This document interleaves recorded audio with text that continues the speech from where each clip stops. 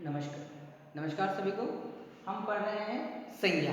पिछले वीडियो में हमने देखा था संज्ञा की परिभाषा और संज्ञा के कुछ उदाहरण देखे थे और संज्ञा को हमने समझा था कि ये संज्ञा क्या होती है। एक बार और परिभाषा पढ़ लेते हैं कि जिन शब्दों से हमें किसी वस्तु, व्यक्ति, स्थान एवं भाव का बोध कराने वाले शब्दों को हम संज्ञा कहते हैं। ठीक है, और संज्ञा के प्रकार देखे थे। अब संज्ञा के 5 प्रकार हैं, है ना। यहाँ पर अभी हमने 3 लिखे हैं, 2 अभी इसके बाद और लिखेंगे, है ना। तो पहले देखते हैं व्यक्तिवाचक संज्ञा। व्यक्तिवाचक संज्ञा को पढ़ते हैं।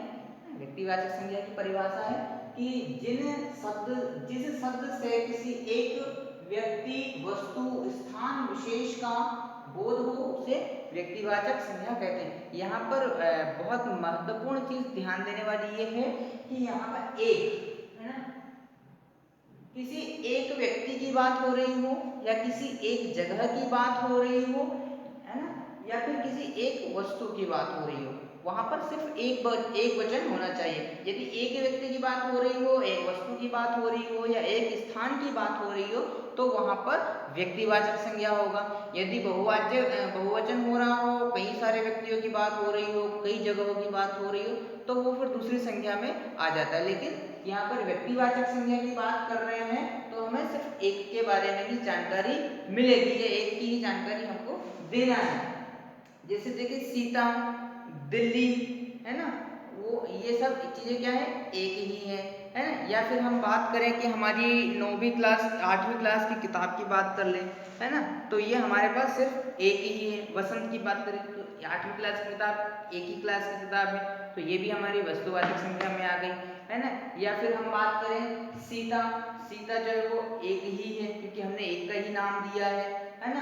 दिल्ली जो है वो एक ही स्थान है ना। दिल्ली कोई पूरे भारत के नक्शे में अलग अलग दिल्लियां है नहीं, है ना, एक ही जगह पर दिल्ली है तो वो उसकी संज्ञा हो गई व्यक्तिवाचक संज्ञा, है ना। क्योंकि यहाँ पर हम सिर्फ एक व्यक्ति की बात कर रहे हैं, एक वस्तु की बात कर रहे हैं, एक स्थान की बात कर रहे हैं तो वो हमारा व्यक्तिवाचक संज्ञा में आएगा।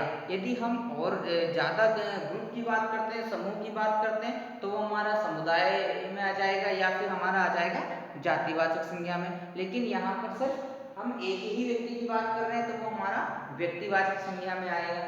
चलिए नीचे आते हैं, हमारा अगला टॉपिक है जातिवाचक संज्ञा। जातिवाचक संज्ञा पढ़ेंगे कि जिस संज्ञा शब्द से एक जाति के सभी पदार्थों का बोध हो उसे जातिवाचक संज्ञा कहते हैं। अब यहाँ पर दोनों में अंतर है। यहाँ पर सिर्फ एक व्यक्ति की बात हो रही थी और यहाँ पर एक जैसे सभी लोगों की बात हो रही हो, सभी वस्तुओं की बात हो रही हो या सभी स्थानों की बात हो रही है जो एक ही जैसे हो, है ना, उनका रंग रूप सभी लगभग समान हो, एक जैसे हो, एक ही ग्रुप के हो, उनकी बात हम यहाँ पर कर रहे हैं कि जिस संज्ञा शब्द से एक जाति के सभी पदार्थों का बोध हो, सभी पदार्थों की जानकारी मिल रही हो, सभी वस्तुओं की जानकारी मिल रही हो, उन्हें हम जातिवाचक संज्ञा कहते हैं। जैसे बालक, है ना, बालक सभी एक जैसे होते हैं ना, छोटी उम्र के, है ना, कि उनको जन्म से लेकर के 12 वर्ष तक के सभी बालक की श्रेणी में आते हैं, सभी एक जैसे होते हैं, सभी के हाथ पैर होते हैं, है ना। पर्वत है, पर्वत सभी एक जैसे हैं, है ना, हो सकता है कोई थोड़ा सा ऊंचा हो, कोई नीचा हो, लेकिन पर्वत तो एक जैसे ही हैं। पुस्तकें हैं, पुस्तकें, यहाँ पर पुस्तक किसी एक पुस्तक का नाम नहीं दिया है, सभी पुस्तकों की बात की है ना, क्योंकि पुस्तकें सभी एक जैसी होती है, सब में हमको पढ़ने को मिलता है, सबसे कोई ना कोई तो जानकारी मिलती है ना, तो वो सभी पुस्तकें एक जैसी। मनुष्य है, मनुष्य को भी एक ही श्रेणी में रखा है ना। मनुष्य में स्त्री भी हो सकते हैं, पुरुष भी हो सकते हैं, बच्चे भी हो सकते हैं, बूढ़े भी हो सकते हैं, जवान भी हो सकते हैं, है ना, तो बीमार भी हो सकते हैं या तंदुरुस्त भी हो सकते हैं। सभी प्रकार के मनुष्यों को इसमें हमने जोड़ा है ना। तो ये मनुष्य हमारा जातिवाचक संज्ञा हो गया।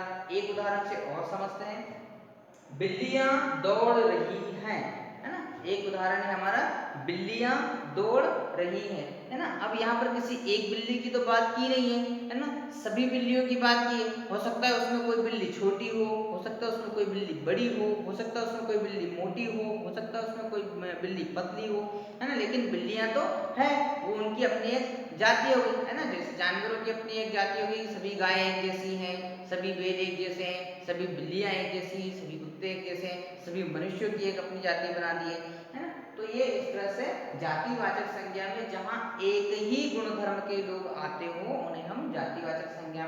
मानते हैं, है ना। एक ही गुणधर्म से मतलब है जिनका स्वभाव एक जैसा हो, जैसे पर्वत है, पर्वत का स्वभाव एक जैसा है, नदियां हैं, नदियों का स्वभाव एक जैसा है ना। तो ये इस तरह से हम जातिवाचक संज्ञा को पढ़ते हैं कि जिस संज्ञा शब्द से एक जाति के सभी पदार्थों का या सभी वस्तुओं का या सभी व्यक्तियों का हमें जानकारी मिल रही हो, उन्हें हम जातिवाचक संज्ञा कहते हैं। चलिए भाववाचक संज्ञा पढ़ते हैं। अगला हमारा भाववाचक संज्ञा।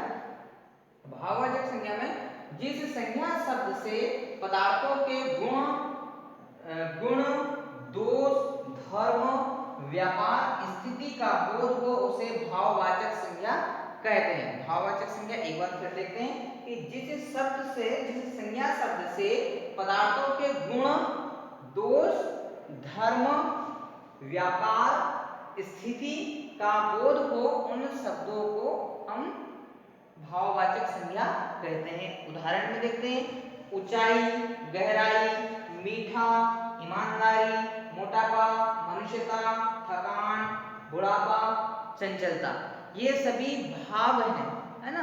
इनसे हमें पता चलता है ऊंचाई से। अब जैसे पर्वत की ऊंचाई नापना है तो पर्वत की ऊंचाई से हमें उसका भाव पता चलता है कि वो कितना ऊंचा है ना। जैसे समुद्र में गहराई, तो हमें उसकी गहराई से पता चलता है कि समुद्र कितना अंदर तक है, उसका गर्त नीचे कितना है ना।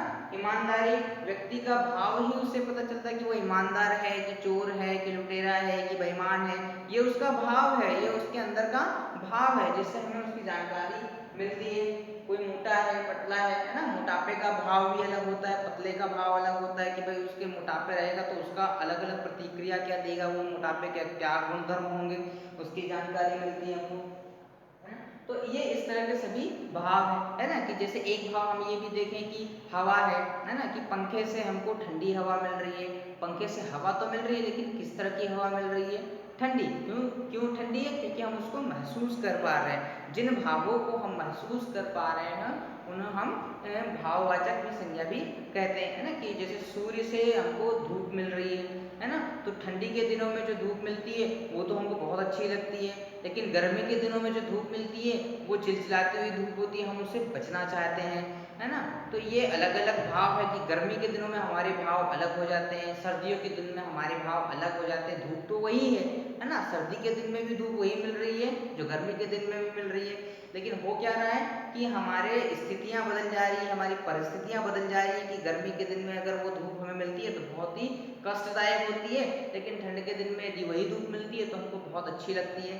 तो ये हमारे भाव हैं जो बदलते रहते हैं, है ना। कोई व्यक्ति अभी मोटा है, हो सकता है कि वो दुबला हो जाए, ये उसका भाव है, ये उसकी स्थिति है कि वो बदल जाए। तो भाव जो है वो हमारे बदलते रहते हैं, भाव जो है वो संचरित होते रहते हैं, ठीक है।